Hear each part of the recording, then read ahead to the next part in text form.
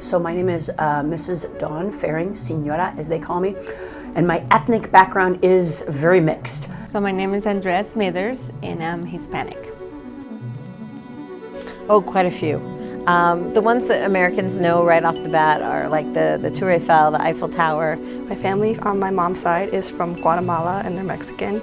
And on my dad's side, they're from Puerto Rico, also Mexican, and my grandpa is Native American.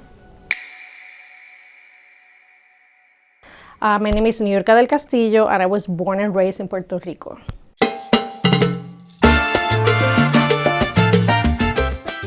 It's a beautiful place to live, a beautiful place to go and visit. I mean, we're really loud. We always have a party for everything, so we always like to celebrate. That's what the music comes to. You know, like everything that we celebrate, there's gonna be music involved. My grandma, who's Puerto Rican, she cooks arroz con gandules, and gandules are like these type of chickpeas almost. So it's very healthy. We have lots of fruits and veggies. Like every time that I want an orange, all I have to go is to the backyard of my house and pull out an orange for the tree or to pull out a mango because we got everything grows. Being poor in Costa Rica is awesome in a way from that perspective that you never run out of food. Well, when I think about my culture, I think about, the food. The food. I think about the music. I think about, the merengue, la salsa, now el reggaeton. I grew up in a neighborhood when I was younger where we had some neighbors that were Filipino. Their parties and their holidays and their family get-togethers with food, family gatherings, whatever it would be, with lots of food and lots of happiness. Costa Rica is a tiny country in Central America. So there was this piece of land, it's called Guanacaste, and at the time they were part of Nicaragua. And the people from Guanacaste decided that they wanted to be part of Costa Rica, not Nicaragua. And because of that part, now Costa Rica became a country. Like you can see actually the shape in the map, and for me it makes so much sense now because you can see it.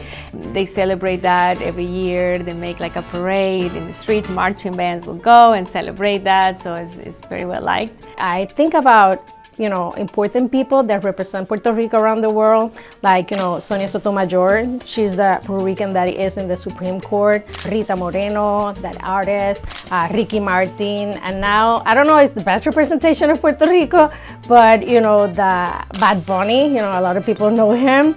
I have pictures of my country, I got the flag. Just every time I look at it, and especially think right in my direction of my eyes when I'm teaching, and always look at it and I'm like, that's my country, those are my colors, those are my flags. So everywhere, whenever I switch classrooms, I always move my stuff. Well, there are 33 countries in the world that speak French as an official language. The ones that Americans know right off the bat are like the Tour Eiffel, the Eiffel Tower. It was for the exposition, the World's Fair in 1893.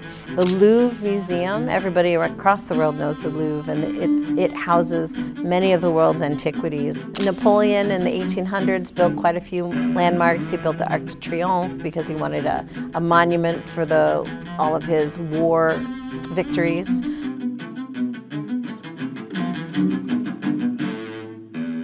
Oh, well, we actually just celebrated a French holiday, which in the US we celebrate Groundhog Day. But in France, it's called La Chandeleur, and it's a day that kind of commemorates the change of the season, and you eat crêpe.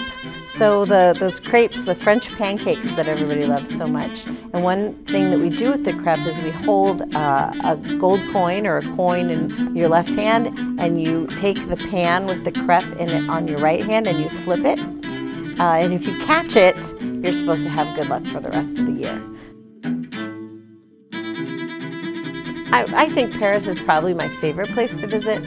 This spring break, I'm taking students to northeast France, to the city of Lille, which I've never seen. But as far as going back every time, I like visiting Paris. I like just wandering in the streets. It's just fun to just kind of soak in the atmosphere.